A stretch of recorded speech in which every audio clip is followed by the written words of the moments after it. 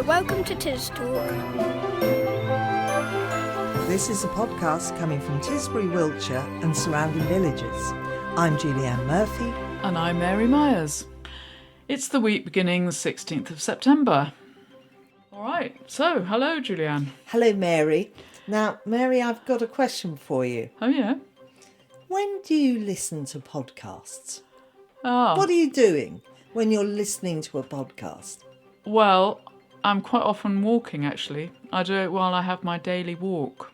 Same here. Yeah, it's quite a good thing to do, actually, isn't it? Oh, yeah, really, you just can cover a great distance without really realising. Yeah, it's true. Because you're listening to a podcast. Yeah. The podcasts that I listen to are TisTalk, of course, and The Competition. Oh, what's Yes. that? Well, I regard The Competition as Alfred. I Yeah. don't ever listen to Alfred. Yeah, in Shaftesbury. Ah. They are good, I have to say. You know, all the rest is history, the rest is politics and all that. I tend not to because they're just too depressing. Really? Oh, I listen to all of those. Right. And the newsagents. So are you an Alistair Campbell or a Rory Stewart sort of person? I suppose I'm Alistair Campbell. Okay, I think the world can actually be divided between the two. I think they can. Yeah. And actually, really, I like both of them. I like their discussions. Anyway, so what have we got in the show this week, Mary? Okay, well, our main guest is Holly Rumbold, Lady Holly Rumbold, who I went to talk to up at Hatch House just after the Hatch House fete. And she told me all about the fun that she has actually organising it all. It was rather a treat sitting in her beautiful Queen Anne house and all surrounded by portraits and things. Then you've been talking to Hannah Good, haven't you? What a great little setup there. I've never been into the shop. It's lovely. Lady Tree Designs. Yeah, Lady Tree Designs. Yes. But anyway, Hannah just gave us a quick snapshot of the carnival. So she's a real mover and shaker in the organisation of it all. Yeah. And of course, that's coming up on Saturday. Yes. Looking forward to that. And this week we've also got a nice review by Kate Gam of the Messums sculpture show. She and I visited it back in July, and I've been a couple of times more, and it keeps on giving. It's amazing. Somehow that has passed me by. I'll have to get down there this You weekend. must. It's good. Oh, yes, and we also have a new piece by Lorraine Connell, which is the first of a series of yoga pieces all about well-being and relaxation. So we're really pleased to have her on the show. And we also have a soundscape from Alan Marion Davis. Shall I say what it is? It's really obvious. And actually the clue is it's very near your house. Could it be the railway? Yes, it could well be. Yeah, so that's what we've got coming up in the show today. Post the Hatch House fete, Mary talked to Holly Rumbold about the annual fundraising event, how the day is organised, and the fun had in pulling together all the elements that make a great fete. We managed to raise £25,000 and Wow. it's creeping up a little bit, entirely through donations of clothes, bric-a-brac, toys, books, cakes, and everything. Wow, and is that a record? No, last year was the record. We raised over 28,000 last year, but that was boosted by some very generous donations. Okay. Yeah. So remind listeners what it's all for. Well, this is for end-of-life care to minimize the pain and anguish of end-of-life care for mostly for cancer patients or very elderly patients who can't look after themselves and whose care is usually, the burden of their care is usually thrust upon the family. And the hospice exists to help people in their homes and also in a bed in the hospice. So this is Salisbury Hospice Charity. Salisbury Hospice Yes. Care, yes. And is it the charity you always support every year? Yes. Yes. For the last, probably 10 years. Okay. So when did the actual fete start?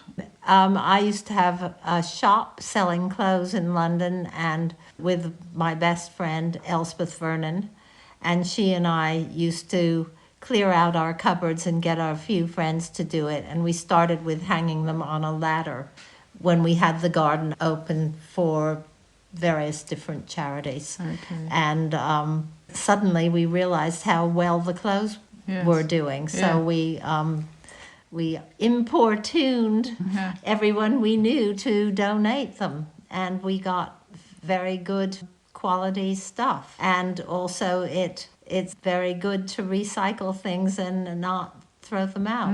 Yes. So is the women's clothing stall the main fundraiser? I think it is, yes. I really got into it because my mother always went to second-hand clothes shops where she would get herself a Dior suit, or me a marvelous evening dress to go to a dance when I was a teenager. And so I've always loved the pre-loved. And the thing that I really love about it, and more, is that it's become such a community event. So it's socially cohesive for the community as well as doing a good deed. The ladies and gentlemen who help us are just the most marvelous people, and we just have a very good time. But it does feel as though it just gets bigger and bigger every year. I think it's maximum now, but Okay. we do get given wonderful things, wonderful antiques, wonderful clothes. And also a lovely chance to see the garden Yes. and all your gorgeous flowers. Yeah. And does it not suffer a little bit for, what was it, 600 or 700 people tramping through it? Not really, no. No, it's okay. I mean, it didn't this year because in years of drought it hasn't been so good, but the tent doesn't stay up a long time, and everybody, it's all so efficiently managed. And I'm an old lady of 86 now, and I really couldn't do it alone. No, sure, yes. But, Wonderful. and also a huge team, the Tisbury Committee, and have just really excelled themselves, and we've all become friends, so we have really fun, a lot of fun doing that's it. good. But of course it would be a completely different thing if it wasn't for the draw of this beautiful house and the grounds, an amazing view you've got. Well, so- it does. It is a very nice location, Yes, it is. and it's just very entertaining. There's nothing like a good project to bring people together and to cheer them up. Yeah, great. It really is good. Yes, fantastic. Can I ask you a few fun questions for TisTalk listeners course. to enjoy? Thank you. What gets you out of bed in the morning? I have 2 dogs, and they feel very hungry in the morning, and they also want to go out for a walk. So they force you out of bed. They do. Okay. What about a favourite local view around here? I think the view from in front of Pitt House is one of the best views in the world. It's just so beautiful and so unspoiled. It's you look right across the fields up to the downs, and it's just amazing. What about a disc that you would take to a desert island, a favourite disc of yours? I think Kathleen Battle's singing Handel, singing Where'er You Walk, which is a beautiful aria that Jupiter sings to Semele in the opera Semele. What do you like most about the area, about Tisbury? I love the scenery. I love the people. I love the wonderful shops in Tisbury. The architecture. It's a very unusual British town, I think. Because it has the railway there. There's something slightly American about it. It's got a sort of main street, and it's very characterful with wonderful different kinds of architecture. It's just unique. Does it remind you of where you come from originally in America? No, I come from New York City. Okay. But it reminds me of places I've been. Of course. Okay. Out west and that kind of thing. Any dislikes about the area? The ruts in the roads Okay. All are right. terrible. Okay. Complete this sentence. Not many people know this about Tisbury or about Hatch, but... Well, about Hatch, I'm sure I don't know anything about Tisbury that people don't know about, but about Hatch. In the 18th century, it was lived in by someone called Henry Bristol, and he was a rum smuggler, and he was shot by the customs men on the Downs, and his horse brought him back here where he died. Ooh. But also underneath the top layer of the south-facing top wall of the garden is a great cavern inside the wall, a great sort of storage space, which is where, so they say, the rum was stored. Oh, that's an interesting story. Not many people know that. Now, just very quick fire, dogs or cats? Dogs. Yes, I can see that. You almost got eaten by them as they... Yeah. Beer or wine? Or perhaps rum? I think gin. Okay. And right. whiskey. Okay, we'll allow you that. Football or rugby? Football. Radios 1, 2 or 3 for music? 3. Yes, for classical. Yes. Okay. Thank you very much, Holly. And here for Lady Holly Rumbold is an extract from Handel's Semele, Where'er You Walk, sung by Ellen Manahan Thomas with the Orchestra of the Age of Enlightenment. I'm afraid we couldn't find one by Kathleen Battle, but this is very lovely anyway.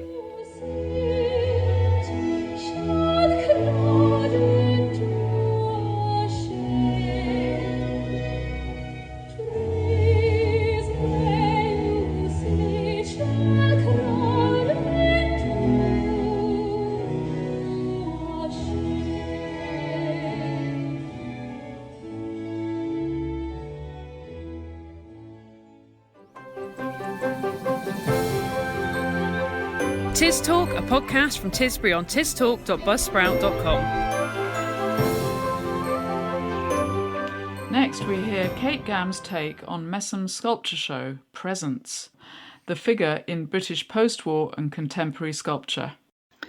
Time is running out to see the stunning sculpture exhibition that's been at Messums Gallery this summer, featuring more than 50 exhibits from 32 artists. The pieces differ widely in style, date, material and size, but each takes the human body as their starting point. The exhibition showcases some of the finest examples of post-war and contemporary figurative sculpture created in Britain, and explores the different materials used by artists, including stone, bronze, wood, textiles and plastic. There's everything from the abstract, such as Lynn Chadwick's angular bronze sculpture of a man and a woman descending a staircase, to sculptures that look so realistically human you feel they might reach out and touch you, such as Sean Henry's Man in a Blue Jacket made of fired clay. It's an opportunity to see some world-renowned names right here in Tisbury, including Henry Moore, Bridget Riley and Anthony Gormley, in the stunning setting of the Barn Gallery. The pieces are regularly shown in major exhibitions around the world, but we have the chance to see them all here for free. Presence, the figure in British post-war and contemporary sculpture, continues at Messums Gallery until Monday, the 23rd of September. See it if you possibly can. Follow us on Instagram at TisTalk Radio.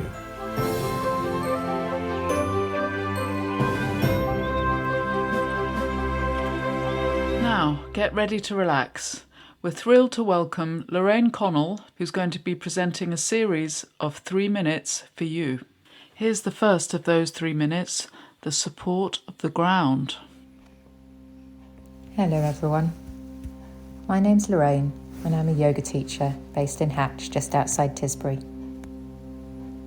Welcome to this short TisTalk session just called 3 Minutes for You. The focus of today's session is called the support of the ground, and you can do this practice whether you're sitting, standing, walking or lying. So wherever you are, start to follow the flow of your breath. Feel the gentle expansion of your in-breath and the gentle contraction of your out-breath. Don't feel that you have to make your breath better in any way. Just watch it coming and going. Now, let your attention settle on where your body touches the ground or your chair. In your head, name those parts of your body that are touching the ground right now. As you exhale, imagine allowing those parts of the body which touch the ground to settle and sink more deeply. Imagine that the ground beneath you is made of soft clay and you are making imprints into that clay. Now, whether you're sitting, standing or lying, let your attention flow to the parts of your body that are higher up away from the ground. What happens as you let your base settle into the earth?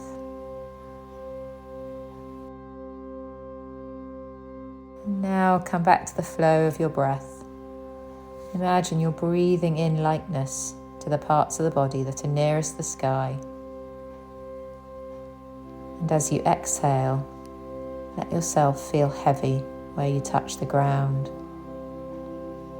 Let's continue like that for a few moments. Breathing in lightness, exhaling, feeling heavy.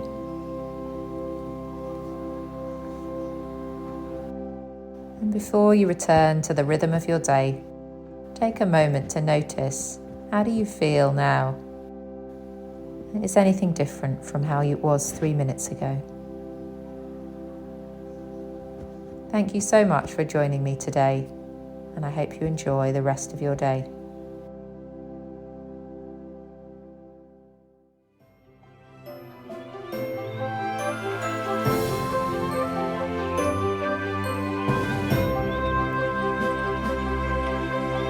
And here is Loud Pointer with the What's Ons, including Hannah Good with news of the carnival. It is a very busy and eventful week in Tisbury. Here are some of the highlights.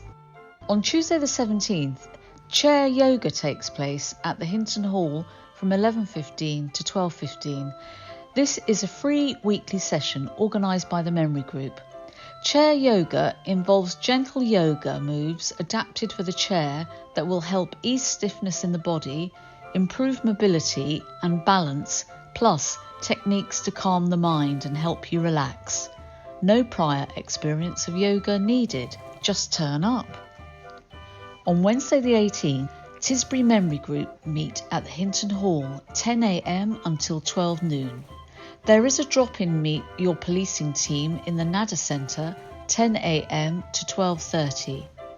And the Tisbury Gardening Club will meet in the Methodist Hall from 7 p.m. On Thursday the 19th, the Nadder Community Energy AGM will be in the Victoria Hall at 6:30 p.m, followed by a lecture by guest speaker Michael Bernard. He's Executive Fellow of the International Not-for-Profit Arctic Base Camp, who will be talking about the changing climate, its drivers and impacts, and the UK's evolving energy demand, mix and future options. Michael's talk will range from the global to the local, with a particular focus on community energy initiatives and what can be done at an individual level. It promises to be a fascinating evening, raising some pivotal issues and busting a fair number of myths. All welcome, free of charge, not to be missed. Also on Thursday evening, much to the delight of every child in Tisbury, the fun fair will be open until Sunday evening. Friday the 20th at 7:30, The Duncan Anselm Trio will be performing for the Friday night jazz slot at the Victoria Hall. And Saturday the 21st, the annual Tisbury Carnival kicks off for a week of evening activities, details of which are in this month's Focus magazine. And here is Hannah Good, who sits on the Carnival Committee, to explain what to expect on Saturday from this year's Carnival. So this year's theme is Under the Sea. We've got lots of treats for you. We've got the fairground back this year for the first time in a few years. We'll have samba drumming, we'll have the fire show again, live music, we'll have some stalls as well, and lots of people in the village getting involved with their own little floats, and kids from the school coming down dressed as jellyfish and fish and all of that. And yeah, we're just putting on a really good show, and please do come and join us. We'd love to see you. Enjoy your week.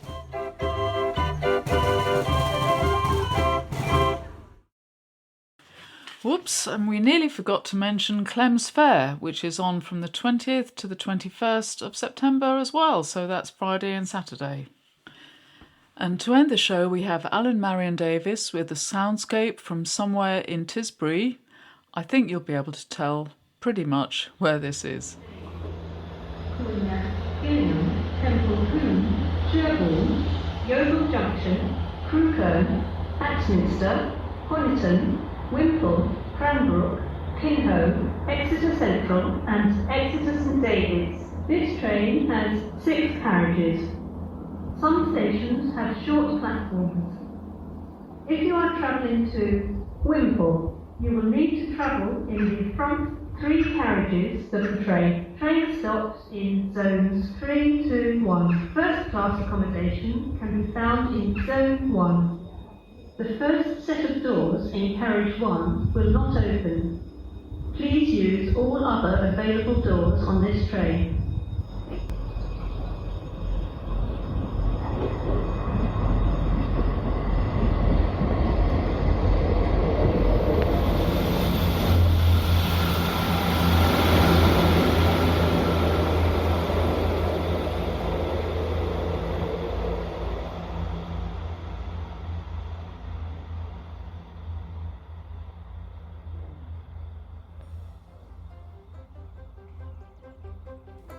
That's all from us. We've been Julianne Murphy and Mary Myers, and special thanks to Kate Gam, Alan Marion Davis and Lal Pointer. You can contact us on tistalkradio@gmail.com.